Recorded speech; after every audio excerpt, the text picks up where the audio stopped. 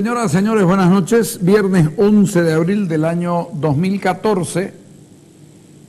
El programa de hoy es una repetición de una entrevista que hicimos con mucho éxito al doctor López Murphy, a don Ricardo López Murphy, sobre la cuestión liberal, el manejo de la economía.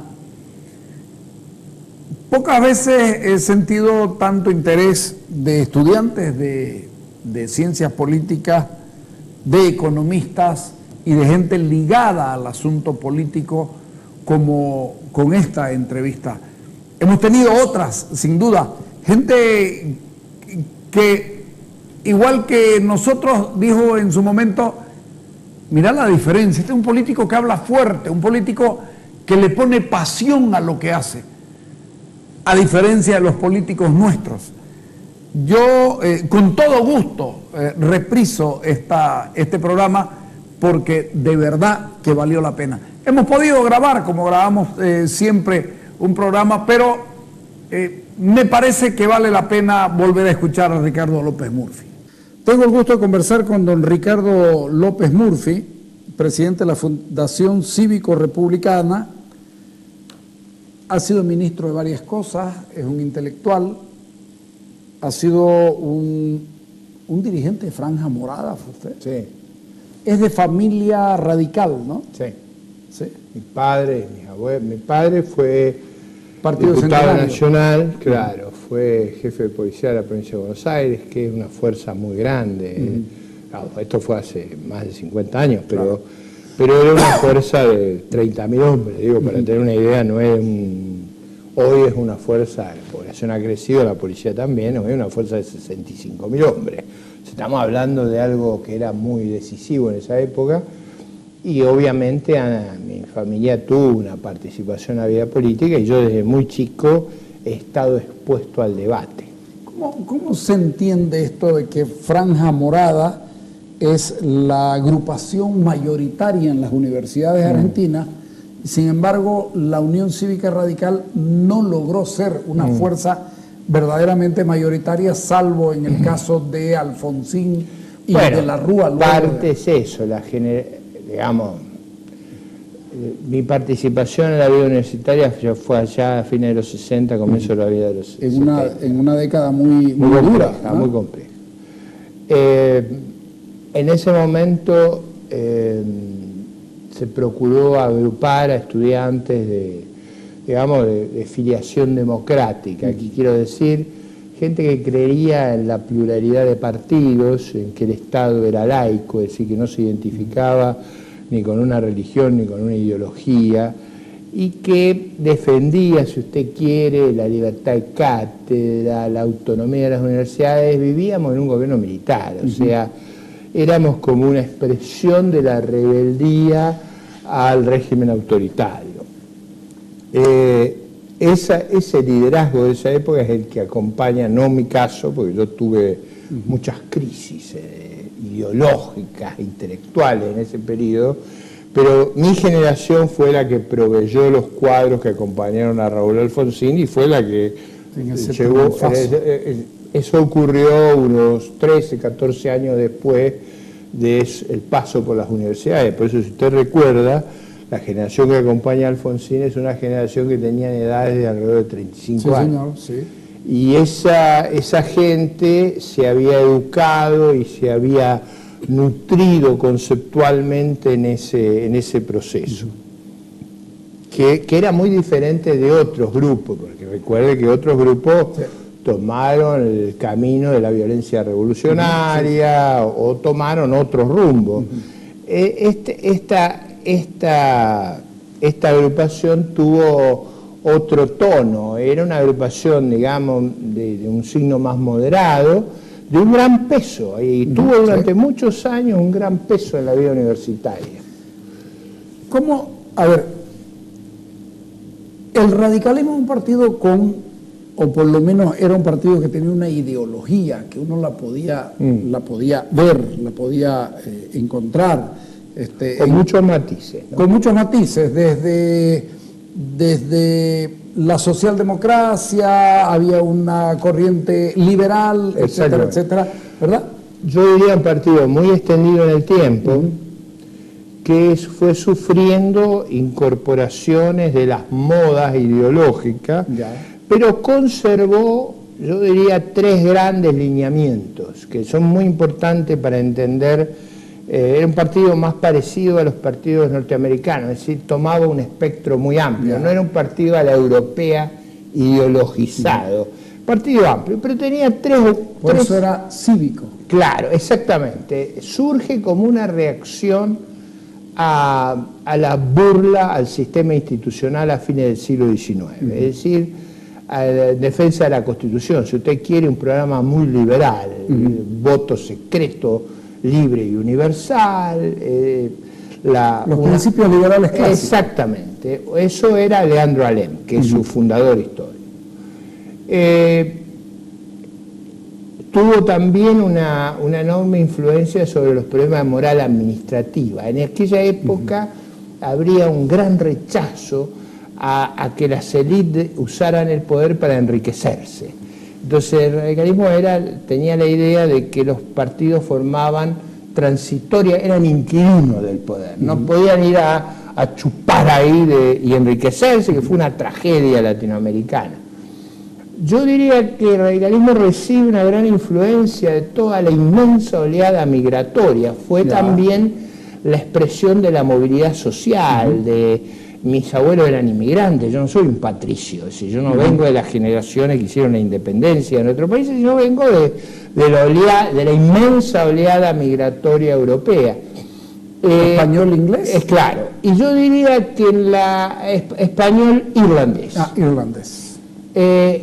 Yo vengo de ese proceso, yo diría que la crisis de los 30, sobre todo, la crisis de la guerra y la posguerra, usted recuerde que en la posguerra domina Europa una oleada estatista, muy ligada a un pensador de la London School, Harold Laski, y esa oleada estatista llega al poder con los laboristas en Gran Bretaña, en Francia, tiene una enorme influencia en Italia, y yo diría que esa ideología, o eso influye enormemente en las fracciones más urbanizadas del radicalismo, y yo diría, enfrentando al peronismo, adopta una fracción mayoritaria, una ideología, yo diría, muy estatista y socialdemócrata, que no es mi interpretación, o sea, los que veníamos de la tradición más liberal pasamos a ser una fracción minoritaria.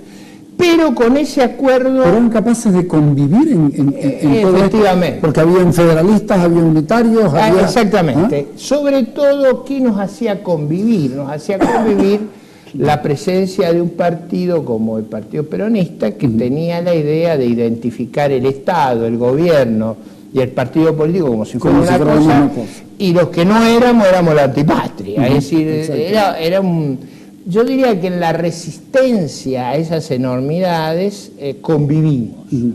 Cosa rara, perdón que le corte, cosa rara, porque el movimiento peronista aprovecha lo que queda derrotado en la Segunda Guerra Mundial, que viene a ser el fascismo, el populismo, etcétera, etcétera. Bueno, muchas ideas que a mí a veces me divierte cuando Maduro habla de fascismo, pero no sabe de lo que está hablando. ¿Sí?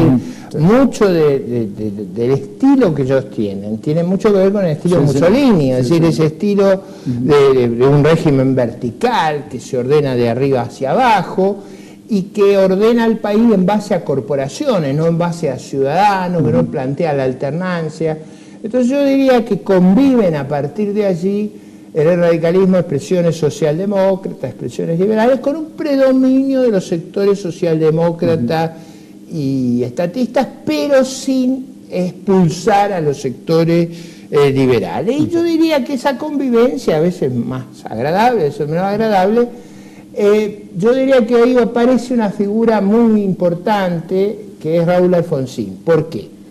Porque él pertenecía al ala más socialdemócrata, digamos, era la expresión más corrida hacia la izquierda, y la presencia de él y un éxito electoral abrumador nos redujo a los, digamos, a mi grupo, a una expresión muy minoritaria, pero digo, eso convivió, yo diría que convivió hasta el gobierno de la Rúa. ¿Por qué? Porque ahí el conflicto... Eso le voy a decir, usted comienza a aparecer y a ser muy notorio en todos los círculos, sobre todo en los círculos intelectuales, si me permite la palabra. En los círculos intelectuales comienza a hablarse, pero además uno lo esperaba. Yo cuando escuchaba al comienzo y leía y no lo ubicaba todavía usted, le decían el bulldog, ¿no es cierto? Uno pensaba que era un hombre de pleitos y de barricadas, y resulta que era defensor de los principios liberales, del achicamiento del Estado, del mercado, con una fuerte presencia del Estado, en el rol de fiscalizador, etcétera, sin intervenir. Entonces uno dice, ¿quién es López Murphy? ¿Quién es López Murphy? Sí, ahí yo durante muchos años no participé de la política agonal, es decir, de la política de la búsqueda de cargos, de posiciones electorales. Sí es cierto que fui un intelectual que participaba de manera muy abierta en los debates públicos y participaba donde se redactaban los documentos y las posiciones. Y es verdad que yo era una minoría pequeña, pero debo decirle que de mucha firmeza de carácter. Yo tengo una oratoria muy inflamada, he sido, creo, muy buen orador. Entonces, aún en la pequeñez, era muy agresivo. No le estorba asumirse dentro de una minoría, ¿no?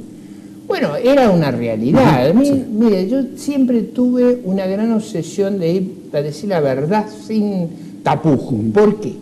No por una cuestión ética, que obviamente la tiene, sino porque me parecía que era la forma más coherente en una sociedad donde había mucha hipocresía y se desnaturalizaban las cosas, que era la única forma de poner sobre la mesa los debates públicos. Y yo creía que recogía la mejor tradición de Argentina, es decir, la tradición de Sarmiento, de Alberdi, de los grandes literatos y hombres públicos argentinos. Entonces era muy, ¿cómo le puedo decir?, muy agresivo en los debates.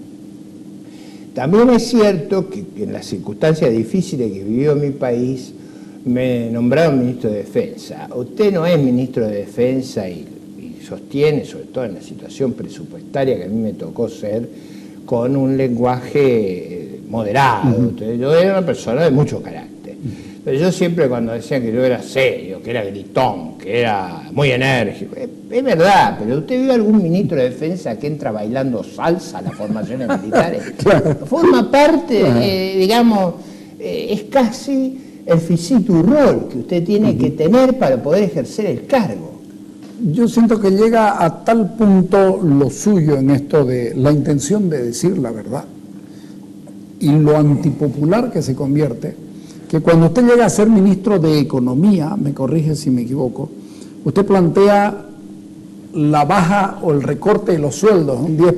No, ahí no hubo recorte. ¿No? No, eso fue antes, eso ocurrió antes. En la campaña electoral está una situación muy delicada. Quiero poner cómo fue la circunstancia. Nuestros países dependen mucho de los recursos naturales, de los precios de los recursos naturales. Debido a la crisis asiática, los precios de las commodities que exporta Argentina se habían caído prácticamente un tercio. Debido a la crisis asiática, Rusia se encuentra en imposibilidad de cumplir sus obligaciones y se produce la crisis, el default ruso del año 98, que cierra los mercados de capitales para países como nosotros. Como consecuencia de la crisis asiática y de la crisis rusa, se derrumba Brasil en enero del 99. Entonces, la situación de Argentina era desesperante. En esa situación desesperante, yo hice un comentario, a propósito, no lo hice de tonto, lo hice para poner el problema en debate, porque es como si yo descubro que usted tiene un tumor y soy el médico, y ¿cómo le digo? Ahí decirle, porque si no lo operamos se va a morir. Entonces, en ese debate yo pongo sobre la mesa, o cambiamos el régimen cambiario que tenemos, que era muy complejo de cambiar, o vamos a tener que hacer un ajuste fiscal inolvidable. Como consecuencia de ese discurso, que si usted, el 14 de abril del 99, el que era el candidato a presidente, que punteaba la elección, el doctor de la Rúa, me expulsa del grupo de asesores. O sea, me expulsan del grupo de asesores, un escándalo, pero yo no decía nada que el resto no supiera. Lo único que yo lo puse sobre la mesa. Además, con la diferencia que usted plantea el 10%. Yo hice una sugerencia de decir. Sin embargo, los otros lo hicieron en 15 no, hicieron más. 60, 70. No, eso fue. Ajá. Lo que pasó después fue atroz. Atroz. Pero, a ver, lo expulsa usted, pero usted después es ministro. Ahora va a ver, porque estas cosas, digamos, los problemas estaban. Claro. Los problemas estaban. Cuando yo no participo en la campaña electoral, a pesar de que había sido uno de los intelectuales de la Rúa, pertenecía al sector más moderado. Sí. Así que normalmente yo era una persona muy cercana, producto de esto me expulsan y estoy fuera de la campaña electoral. Cuando se ganan las elecciones, por supuesto, me invitan a conversar, ahí, bueno, y ahí me pidieron, que no quiero contar los detalles, pero me pidieron que fuera ministro después que habían ido a la televisión a decir que yo jamás sería su ministro. Me acuerdo de eso. Es una cosa que fue muy impactante. Bueno, teníamos una situación presupuestaria en el Ministerio de Defensa desesperante. No teníamos partida para pagar los sueldos. O sea, a mí me tocó ir ahí a ordenar ese sector, que es donde sale el famoso apodo del bulldog, porque claro, la situación me obligaba a un ejercicio de la disciplina y de la, digamos, de la firmeza muy grande. Y en esas circunstancias nosotros recibimos un gran apoyo internacional que se fue llamado el blindaje, insuficiente en términos del problema que teníamos, pero era lo único que había. Digo, si hubiéramos recibido una vigésima, escucha el número, una vigésima parte del apoyo que le dieron a Grecia, Argentina no tenía ningún problema. No estoy diciendo la ayuda de una vigésima parte de la ayuda que recibió Grecia no hubiéramos tenido problema. Nosotros, Argentina no tenía un gran problema si los precios se recuperaban, si las tasas de interés bajaban, si Brasil se normalizaba, cosa que ocurrió de manera extraordinaria luego, pero que en ese momento había que pasar esa transición. A mí me toca, se hace el blindaje con el apoyo del Banco Mundial, del BID, del Fondo Monetario, y en el primer trimestre nos habíamos bandeado el programa 100%. Entonces, el primer trimestre.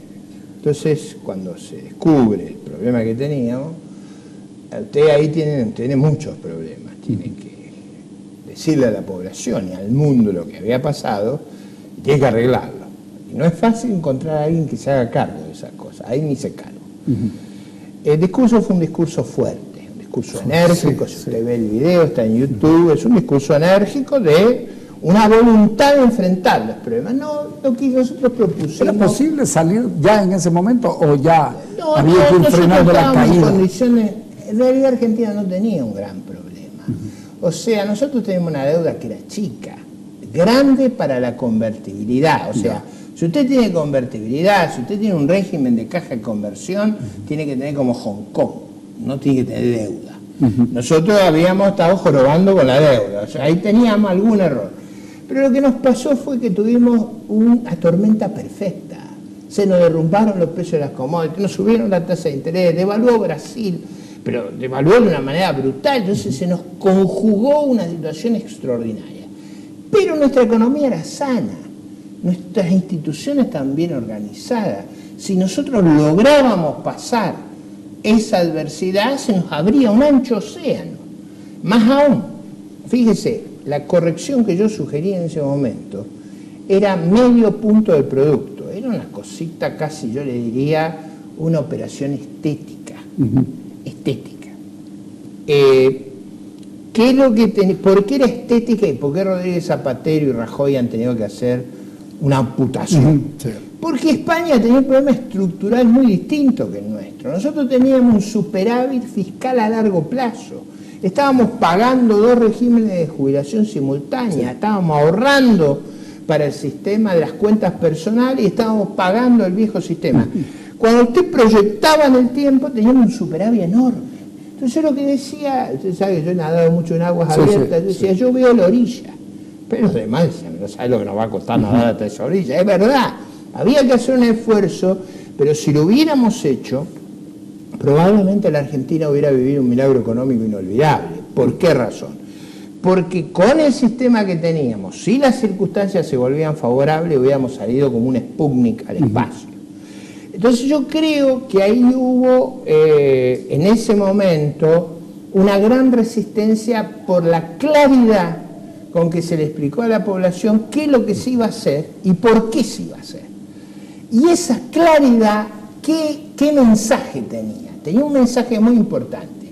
No vamos a estafar a nadie, no le vamos a robar el dinero a los depositantes, no vamos a robar a nuestros acreedores, no vamos a robar al que vino a invertir en la Argentina. Lo que vamos a hacer es el esfuerzo de recuperar nuestra credibilidad y vamos a ahorrar cuando hay que ahorrar, que es en la prosperidad. Usted no tiene que ahorrar en la crisis, usted tiene que ahorrar en la prosperidad. Entonces el temor era que me saliera con la mía, lograra superar la crisis y ahí sí venía una época de ahorro porque íbamos a aprovechar la prosperidad para reconstruir la solvencia fiscal del Estado argentino y crear las bases para un desarrollo económico, para un boom de inversiones genuino que genere trabajo productivo, no clientelismo y empleo público. ¿Se perdió la oportunidad? Se perdió esa oportunidad porque la crisis del 2001 y sobre todo el 2002 generada del campo político también. Se rompió todas las instituciones. Fíjese que han pasado 13 años de ese momento y no hemos podido ni arreglar la deuda en el exterior, ni arreglar los problemas con el Club de París, ni arreglar con los inversores, ni arreglar con los jubilados. Vivimos llenos de pleito en todo el mundo después de haber tenido los 10 años de condiciones externas más extraordinarias que vivió nuestro país en toda su existencia. Ahora, si usted se saca la grande todos los años y no puede arreglar su problema económico, usted tiene una patología. Y yo creo que hemos sufrido una inmensa patología, no la más grave del continente, porque fíjese que Chávez en Venezuela es un lago de petróleo. Lo vamos a hablar en este momento. Cada venezolano es dueño de 10.000 barriles. 10.000 barriles son 1.200.000 dólares. Mire, para vivir pobre, como africano, con la gente matándose en las calles, porque no hay medicamento y no hay alimento. Siendo rico hay que ser talentoso. Es difícil lograr eso. Es difícil con la inmensa riqueza de Venezuela causar esta crisis. Entonces yo digo, eso es algo muy patológico. Argentina no llegó a esos extremos. Y el gobierno argentino ha pegado la vuelta. Estamos bajo un ajuste terrible. Le pido un corte y cuando volvemos, me voy a explicar cómo se hace para haber dicho todo esto, para que se prometa que usted no iba a ser ministro, para que sea ministro, para que otros lo superen en cuanto a las medidas de ajuste tomadas y salir tercero en las elecciones. Y casi gana. ¿Ok? Sí. Vamos al corte.